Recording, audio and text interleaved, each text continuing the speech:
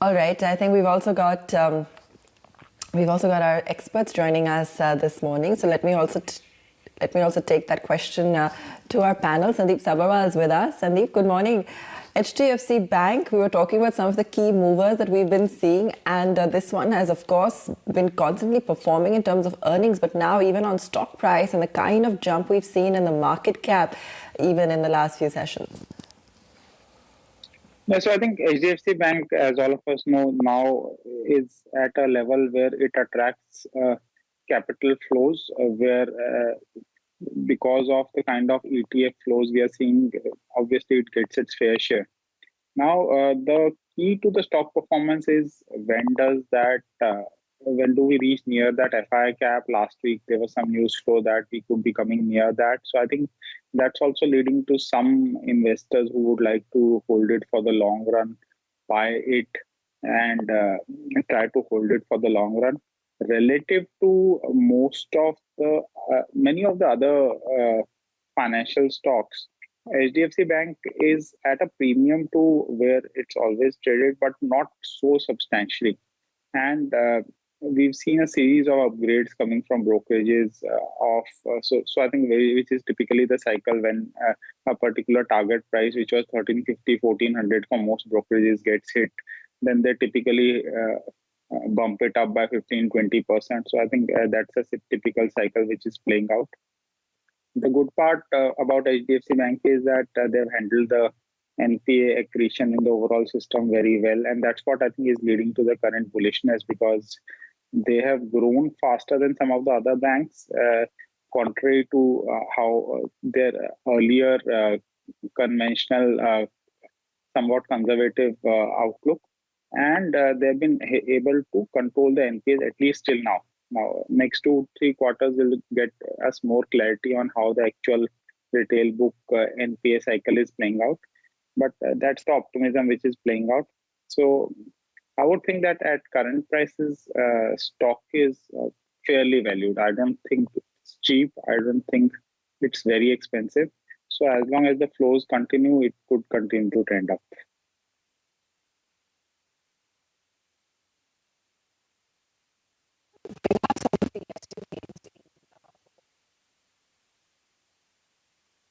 Kotak, we've been discussing it because given the MSCI rebalancing, we've seen a lot of action on this one.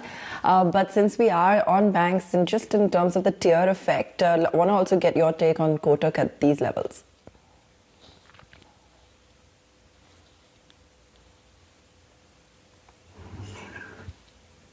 Then HDFC Bank. So I think Kotak is in a situation where Kotak Bank is today, I would think, the most expensive financial stock. Maybe Bajaj Finance is again the most expensive because of the kind of run it's done. So I think both of them could be close to each other in terms of price to book valuation. And the last big uptick in Kotak came about after the management came back and said that we'll be looking at growth now. And then this entire MSCI rebalancing story came up. So I think Kotak is again positioned very similarly to HDFC Bank, where there is an expectation of growth pickup, but I would think the relative upside in Kotak could be actually lower because the valuations right now have run way ahead of the growth paradigm and fundamentals. Because overall, we need to realize, Abha, that the system credit growth is still either negative or 4-5%. So overall system credit growth is almost flat to negative to slightly growing. And in this context, all financials are looking for in the same space to grow. So the growth might be lesser than what people are expecting, although the balance sheet trends could hold up. So I think those are the two different paradigms. But I would think that current levels Kotak is really expensive.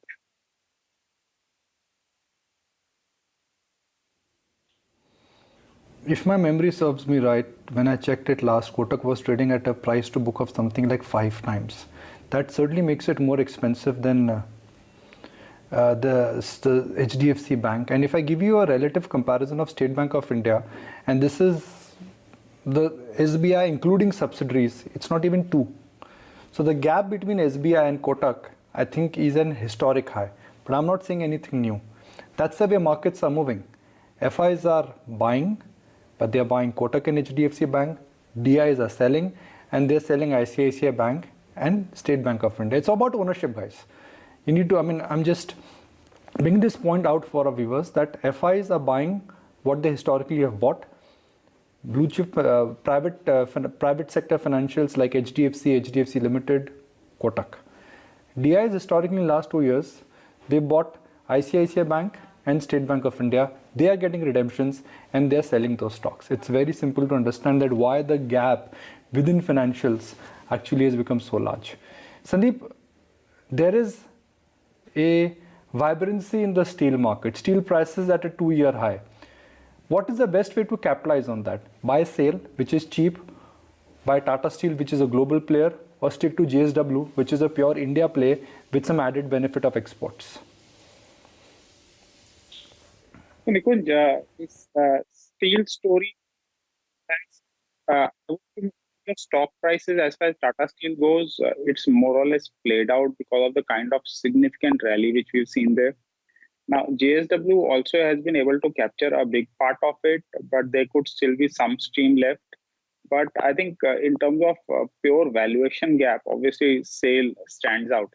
Now, SAIL, but it being a PSU, SAIL would always be more on the trading bet kind. So I would think that at 42, 43 level, wherever SAIL is, I think it's very cheap. It's much cheaper than any other steel stock, and it's not moved at all, more or less, because last time a few months back, SAIL was still at 42, 43, and Tata Steel was 400.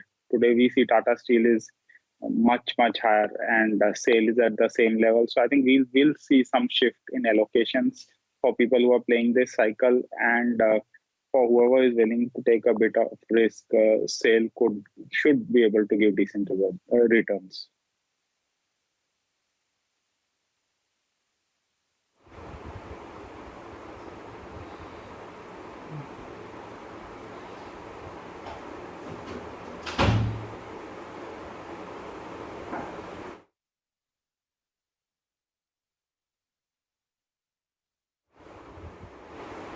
Right.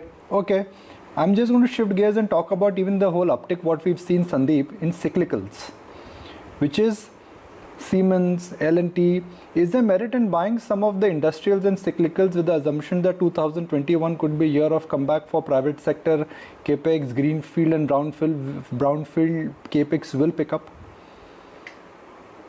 So Nikunj, it will be naive to assume that there's going to be a significant pickup in corporate sector capex, because I think for all what the markets have done, finally what corporates are saying is that they came down, they are back to pre-COVID levels or near that.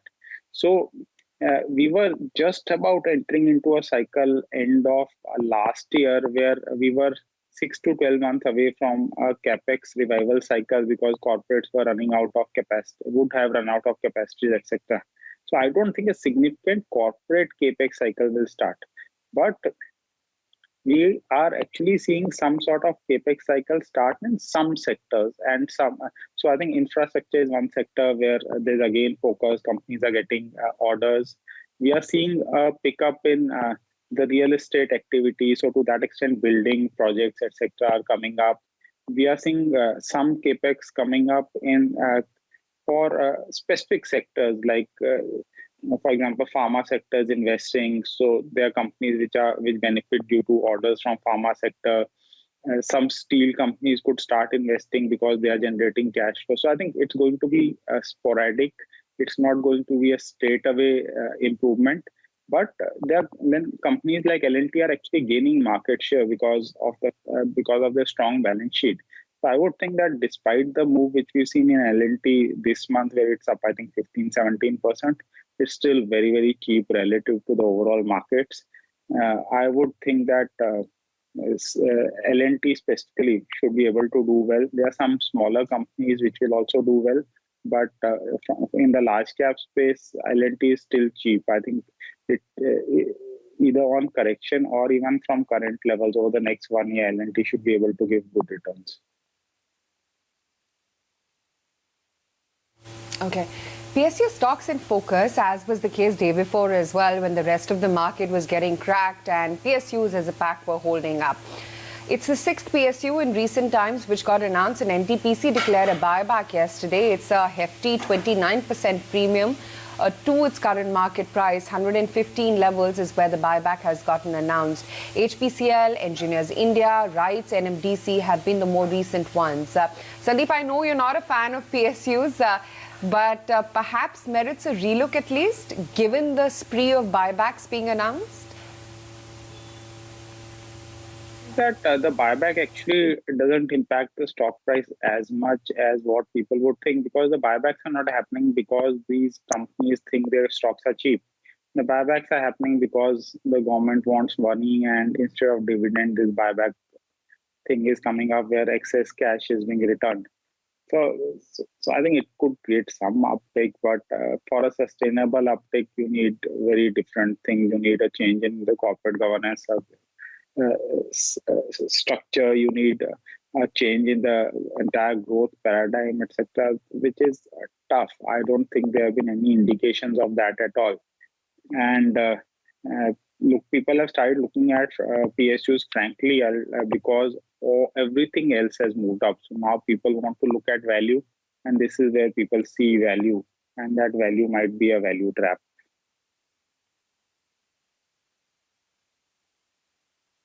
Kunal, not the most liquid of charts, but Siemens yesterday, after that 11% surge in the futures on the back of good set of numbers. Where next for this one?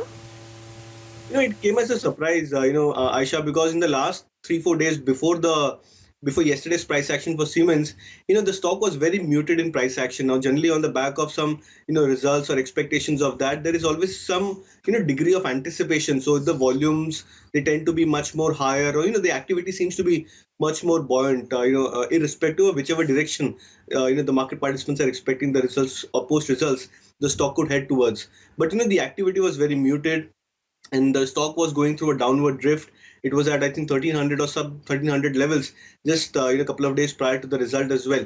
So I think on the back of this, when you saw a strong price move yesterday, it came as a surprise, and which is why you saw the stock opening up at 3.5% higher, and then just about gaining a lot of traction, because there was a lot of catch up to be done. So if you try and compare the volumes yesterday, it was at a multi-month high for Siemens, just on the back of the I would say under anticipation of what could transpire post result.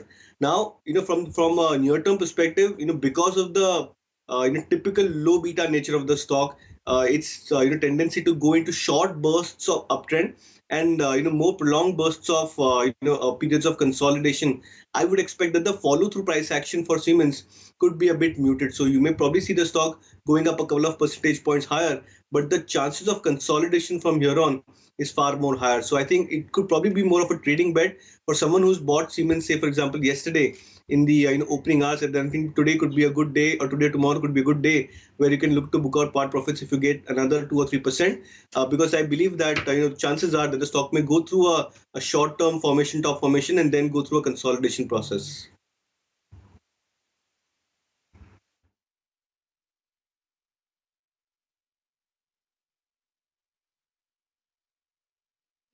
Out on in today's trading session.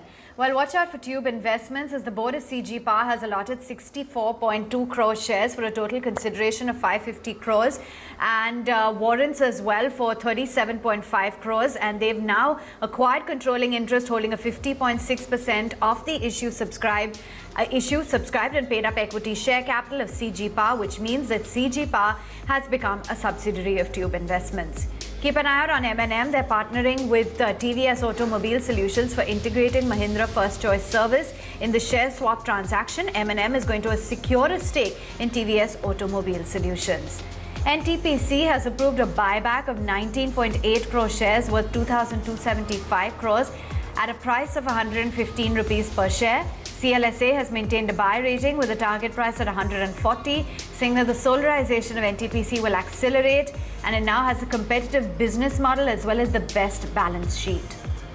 SJVN has signed a loan pact with Power Finance and REC for a coal power project in Bihar. And Morgan Stanley has come out with their report on Bajaj Auto. Remember, the stock was very active yesterday. They maintain an overweight rating with a target price of 3,900, saying the company is well placed to navigate the emerging landscape and is looking at long-term trends emerging and premiumization, and they're the best placed player among the two-wheelers.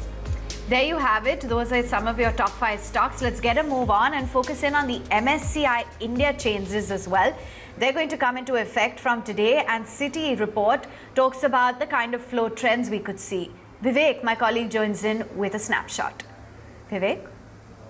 Well, all throughout November, we've been highlighting how this is such an important trigger for the Indian equity markets. The MSCI understanding of the MSCI inclusion and taking into account the FOL limit as far as Indian equities are concerned, the foreign ownership limit that was updated on NSDL and CDSL, has led to a massive amount of both active as well as passive flows into the Indian equity markets. Today, you could expect the passive flows that actually track the index to come in, and most of the analysts or most of the brokerages are estimating anywhere between $2.5 to $3.5 billion of flows to come into Indian equities today. Now, some of the top buy flows that we've highlighted, and some of the data has been culled from a Citi report. What they're saying is that Kotak Mahindra Bank, obviously, it's the latest inclusion. It is the one that is expected to see the most amount of flows. $737 million of flows is what Citi estimates that Kotak Mahindra could witness. Some of the other names on the list, Adani Green, PI Industries, Apollo Hospitals, all of these names too have been added to the MSCI list. So again, $140 to $270 million of flows is what Citi is estimating. Some of the other names that would see increased weightage on the back of the fact that India's weightage in the emerging market index has gone up from 8.2 to almost 8.65% is NTPC, Bajaj Finance, Asian Paints. All of these stocks will actually see a certain amount of inflow coming in today on the back of the fact that India's weightage has increased. On the other hand, some of the companies that would see selling pressure today on the back of MSCI weightage reduction, you would see Reliance Industries and HUL, both of them seeing outflows. Remember, LIC Housing Finance and Bosch too could see outflows today on the back of the fact that they are being deleted from the MSCI index. For that, Vivek. Sandeep, on the two-wheelers, I mean, we're still waiting auto data, of course, but on the two-wheelers, there seems to be some amount of building optimism in particular. We had, across the auto pack, I mean, even from the likes of a Maruti, some good commentary coming in just very recently. But in terms of what the market's responding to, clearly, I think two-wheelers of late have been front and center. What's your take there? So I think the two-wheeler story has been very interesting in terms of them gaining market shares, them getting orders, etc., and people buying two-wheelers because of personal mobility. Public transport was shut down, and even when it started, people have preferred to buy their own two-wheelers, whoever could afford them, because of safety concerns. And then there's been the rural story. Now, what we need to analyze is what's going to happen over the next 1 year. So there are a few kind of news flows. One, there's an indication that during the current festival season in November and after that, there's been a significant pullback of demand. So that's one factor we need to consider. And secondly, what we also need to consider is that a lot of people have done pre-buying and they have stretched themselves to buy this year. So what's going to happen next year? Will the demand trend sustain? So I think those are the two issues we need to grapple with. My guess is most of the positives for two-wheelers at least is already in the price. There's huge optimism. Most analysts are excessively bullish about two-wheelers. So I would think that we need to be wary about fresh entry into two-wheeler stocks at this stage. We need to watch out for the next couple of months trends and then see whether demand is holding up.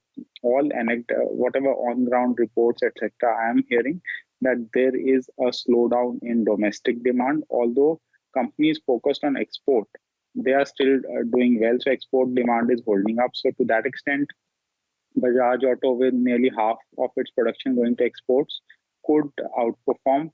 But Hero MotoCorp, which is largely domestic, could start underperforming, and that's where the maximum flows have also gone.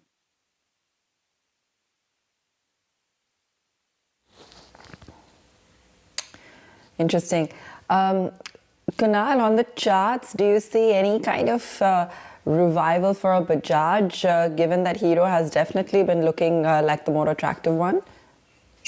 Absolutely. In fact, Bajaj Auto is also one of my picks. Today as well as in the last couple of days, I had given a buy call on Bajaj Auto, and I, for one, believe that there is a specific demand towards the stock price now coming back into price action. So I remember clearly, I think almost a month and a half back, the stock was facing a huge amount of resistance at 3,100, 3,150 zone. There were multiple attempts towards the stock trying to break above the level, but every time the stock managed to come back into this trading range, you saw a good amount of selling pressure coming by. At times the stock fell by 50, 100 rupees. There were times where the stock fell by even 200 to 50 rupees from those levels as well.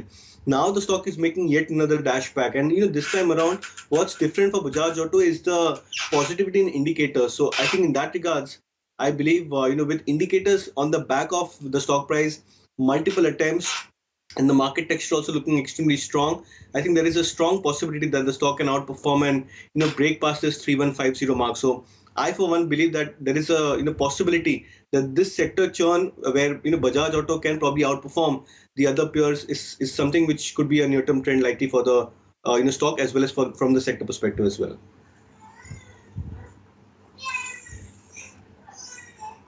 All right, let's also take cognizance of the pre-open rates, and what do you know, it's 13K on the Nifty as per the pre-open rates. This Friday morning, you've got the Sensex as well that's holding out quite comfortably, 168 points. Do remember, we wrapped up the series on a very stellar note. But let's also find out what the outlook is when it comes to stocks within the broader universe. We've got some mid-cap ideas coming your way, and Kunal, what's it that's catching your eye on the charts? Well, it's again from the auto pack, Avan, and I'm recommending a buy on Tata Motors. I think, again, multiple attempts towards that breaking of 173 mark. It's forming a bullish pennant formation, even though it's a very, shorter term formation on the hourly charts, or slightly lower than that as well in terms of time frame. I believe, Tata Motors can see a strong breakout on the short term charts. So that would be a buy. Targets of 180 for the next couple of days, and stop loss could be kept at 170 mark. All right, Naresh, let's get in your mid-cap recommendation. So for me, it's a contrarian bet stock which has been, say, a laggard for a really, really long period of time, but technically is showing very strong signs of bottoming out. That's a buy on BHEL with a stop loss at 30 and a target price of 36. The stock made a classical double bottom at 27 in the last few weeks. The interim high was around 30.5. We broke out above that and did a retest also in the last 4 sessions. This is setting up for a much bigger move. And say whenever we see such double bottoms, it looks like just a flash in the pan, but could be a start of a much bigger move in the longer term also. So that would be a buy on case.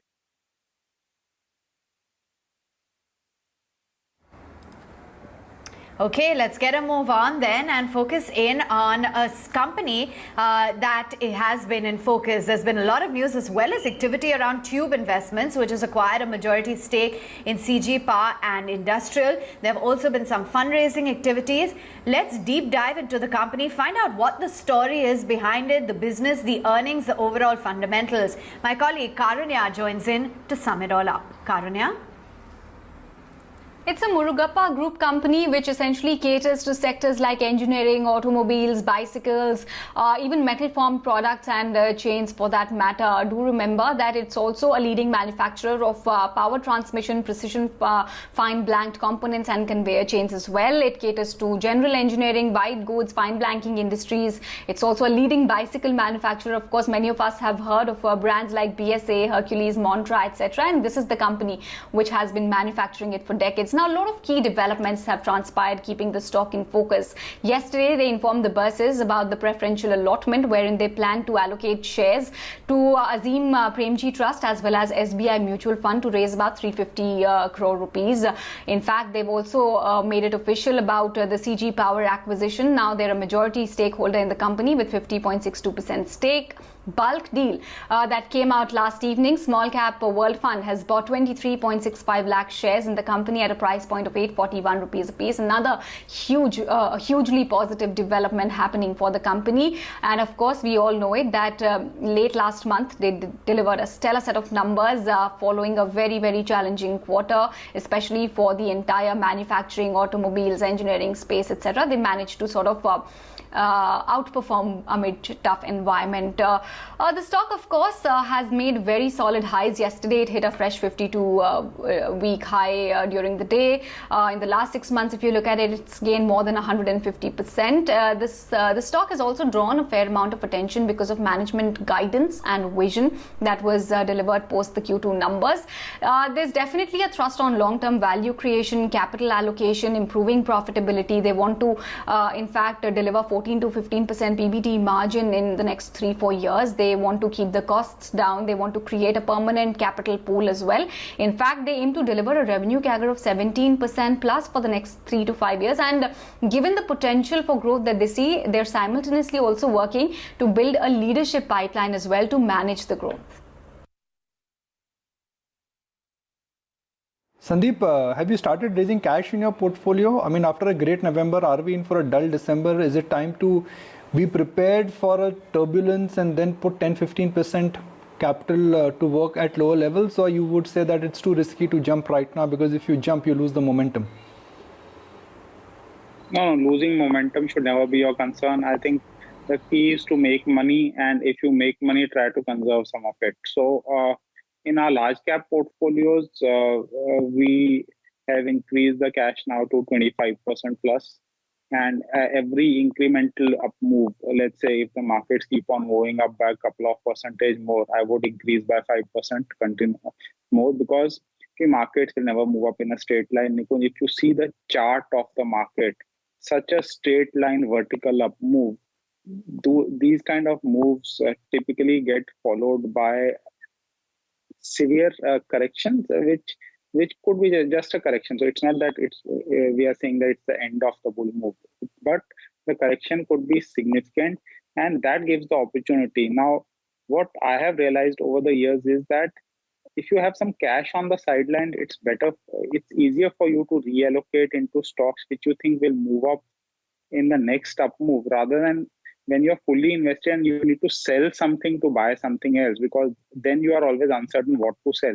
So whenever you think, so what we actually have done is we have cut down recently half our holdings in HDFC and ICICI Bank, where we had significant allocations, because I thought the up move in financial has been very significant.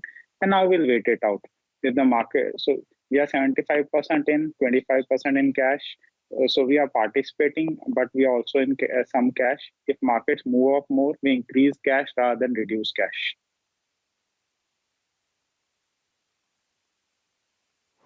Nuresh, the poster boy, Nuresh, Reliance Industries, underperforming. Now, what is your sense, Nuresh? When markets rally further, could Reliance come back in, or Reliance now is the reason why markets will remain, Nifty could remain slightly choppy? Because if the bellwether stock is underperforming, then you could ask yourself where the head of the market is. So if you look at Nifty, there are in Nifty the weightage of Reliance has been around 13 to 14.5% recently, and say in the up move that was a big contributor. But if you realize what has been happening in the last few weeks is the flows are determining the moves. But there is no new say announcements which is possible in Reliance. The funding issue is over. Technically, also there can be not much fund flow buying from the DII side, as there's a general cap at 10% into a single stock. So in terms of flows, there is not much of a reason. Technically, if you look at it, the stock started an up move after breaking out about 1650 levels. And on the downside, the down move started after breaking 2150, which was the interim lows, interim bottoms. And now we get into a range wherein it should take a long time.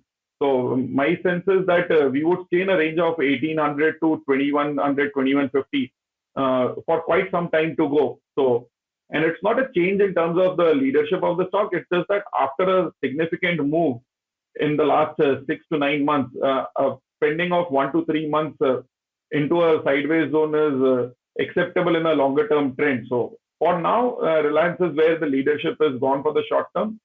And you would expect that that's the reason the Nifty cannot make a 10% move very quickly, because one of the largest weights, as well as banking and financials, have done the move. So we are getting into a pause and say the focus will start shifting into the larger mid caps, the small caps, etc.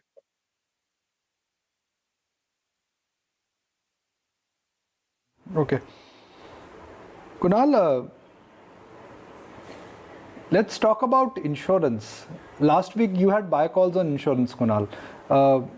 Is the trend in insurance, whether it's HDFC Life or ICICI Prudential or SBI Life, is that intact? And let's say from here till December or here till Jan, will private banks outperform or will insurance outperform? I think it's a very good question, Nikunj, because on the private sector banks, I believe that majority of the rally has happened on the large cap names, and I think it's time that these stocks go through a time-wise correction, or a pause as such, where typically these stocks go into a price range, consolidate for some time before the indicators get back into some moderate or cool off zone. But for the insurance space, I believe there is a very very clear trend which is emerging. Now we generally talk of the three or four names from the insurance pack: HDFC Life, SBI Life, and ICICI Pru. Now, if you look at the chart patterns, the last 3 months, as well as comparatively over the last 1.5 years for many of these stocks, so there's a clear trend which is emerging where HDFC Life has gone to be one of the leaders in terms of the breakouts on the price front. So this is more from a longer term degree, where you've seen the stock breaking out, taking the leadership from the front. Even with this March recovery, March-April recovery, from the insurance pack, HDFC Life managed to outperform first, and then it went into correction, and then now it's broken back about the major resistances of 600, 625 level. Then you have SBI Life, which is also trying to play a very good catch-up role. So on the short to medium-term charts, there is a clear breakout trend for SBI Life as well, where it's broken out about that 840, 850 hurdle, and that too on the back of some very good volumes and indicators, combinations. ICICI Pru is going through more of a short-term breakout, but in the momentum and the trend, it seems to be more of a short-term oriented. So I, for one, believe that the insurance space and the rally which you've seen is here to sustain for a longer term trend because of the price or the limited price history, say around 1.5 or 2 years for these stocks. It's difficult to project or forecast the longer term trend. But what we've seen the last 1 year, what we've seen the last 3 months for this stock in terms of the price rally, the leadership, which is also being very very evident into this space. I, for one, believe that the space could continue to move up higher. I still believe that from a trending perspective, from a slightly longish term view, I think HDFC Life could outperform. But the others like SBI Life and ICICI Pru also, they could also try and play a very good catch-up role as well.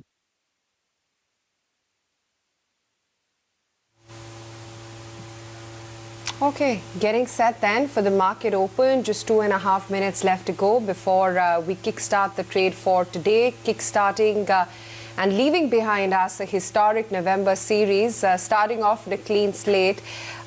Typically, there is the Santa Claus rally, Nikunj, which plays out, but it seems that November has already seen that. And maybe, given the long positioning from FIIs, December may not be as great as November.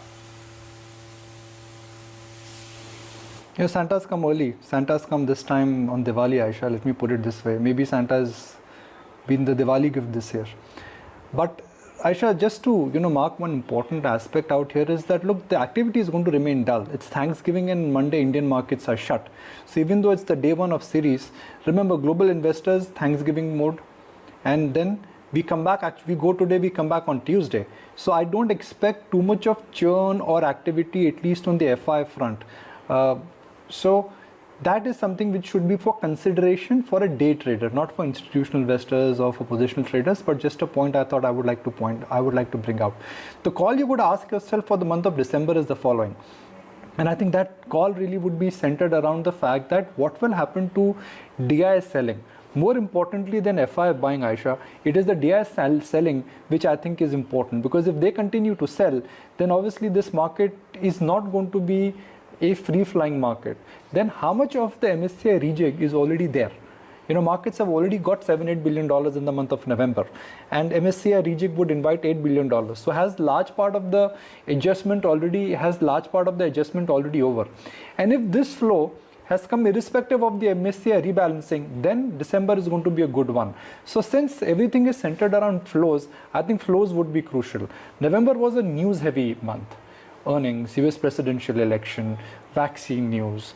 So December may not be all that news-heavy. So December could be a factor of technicals, progress on the vaccine, what will happen to flows, and what exactly would be the positioning of domestic institutional investors. I think these are the factors which in a sense are going to be crucial for the month of December.